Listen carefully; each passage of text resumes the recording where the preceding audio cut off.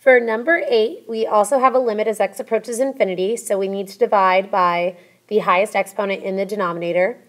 The denominator is an x squared. However, we want to actually divide everybody by the square root of x to the 4th, since we have a square root in the numerator. And the square root of x to the 4th equals x squared. So we're still following the rule where we divide everybody by the exponent in the denominator.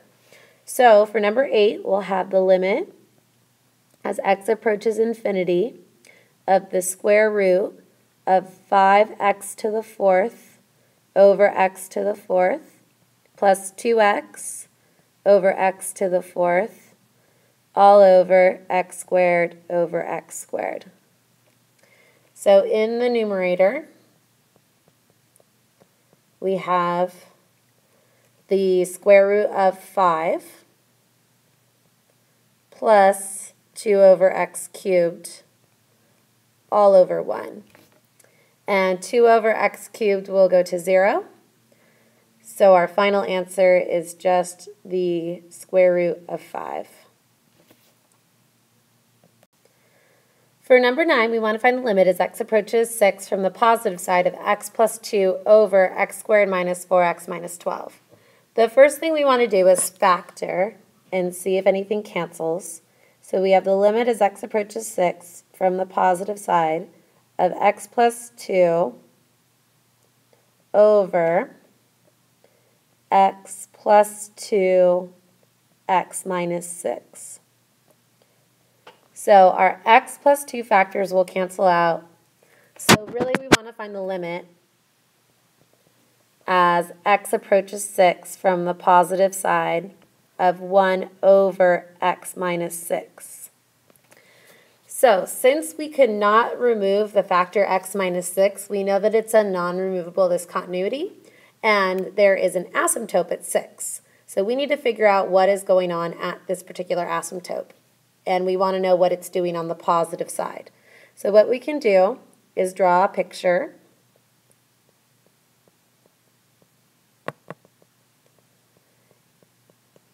And we know that this function has a horizontal asymptote at 0 because the degree on top is smaller than the degree on the bottom.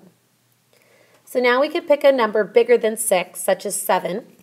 And if we pick 7, we'll get the number 1. So we know that this side of the graph must be behaving in this way. So we know that as x approaches 6 from the positive side, our graph is tending towards positive infinity. Now we need to know what this same graph is doing on the negative side. So we've already factored, so we just need to find the limit as x approaches 6 from the negative side. So we have 1 minus x over 6, and we can plug in a number smaller than 6, such as 5, and we'll get a negative 1. So we know that this is tending towards negative infinity. For number 11, it says, what is the limit as x approaches 6 in general? Well, one side is tending to positive infinity and one side is tending to negative infinity. Our answer is that the limit does not exist at 6. For numbers 12 and 13, we want to write x over the absolute value of x as a piecewise function.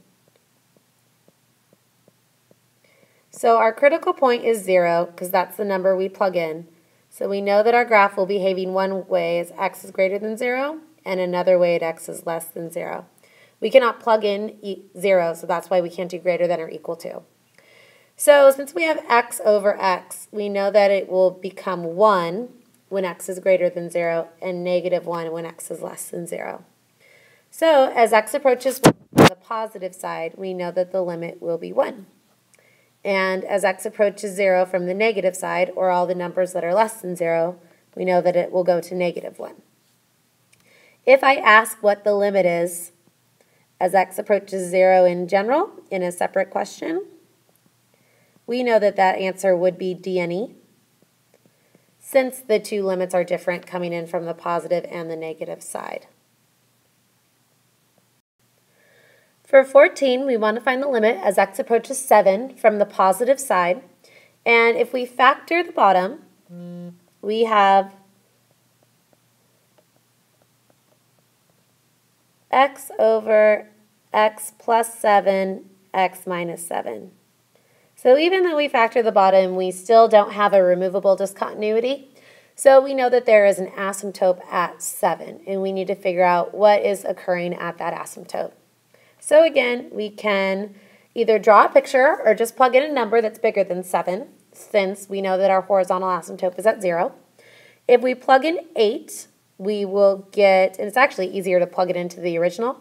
If we plug in 8, we get a positive number because 8's on top, and we get 64 minus 49.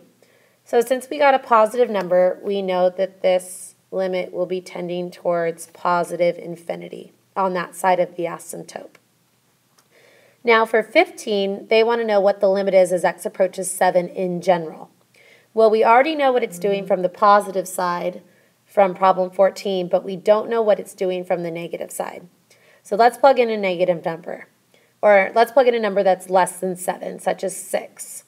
If we plug in 6, we get a 6 on top and a 36 minus 49 in the denominator. So we know that we'll have a negative number, and the limit as x approaches 7 from the negative side will be negative infinity. Since the positive side was positive infinity and the negative side is negative infinity, we know that the limit in general does not exist. So on the test, you would have to show that the two limits are different. For 16, we want to find the limit as x approaches 7 in general of x over x minus 7 squared. So this is the same situation where we have a non-removable discontinuity at 7, so we know that it's an asymptote, and we need to know what's going on both sides. So if I plug in a number bigger than 7, such as 8, I will have 8 over a positive number because it's going to be squared. It's actually 8 over 1. So I know that it's tending toward positive infinity. If I plug in a number smaller than 7, such as 6, I still will end up with a positive number. So it looks like that for this particular problem, if I have an asymptote, both sides are tending towards positive infinity. So this limit will be positive infinity. For number 17, we have a piecewise function, and we want to find the limit as x approaches 3 from the negative side. So to do that, we need to take 3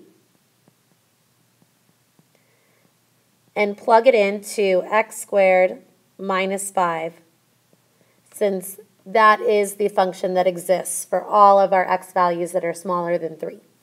So if I take 3 and plug it in, I get a 4.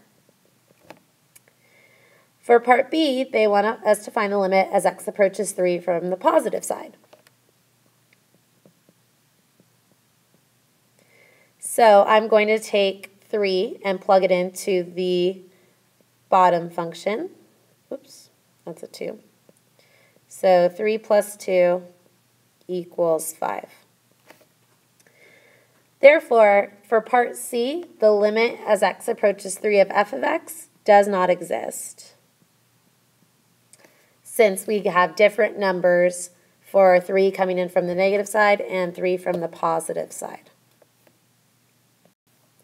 For number 18, the directions are the same. So we want to find the limit as x approaches 3 from the negative side. So we're going to use the first equation of x squared minus 5. And we'll take 3 and substitute it in. And again, we get 4.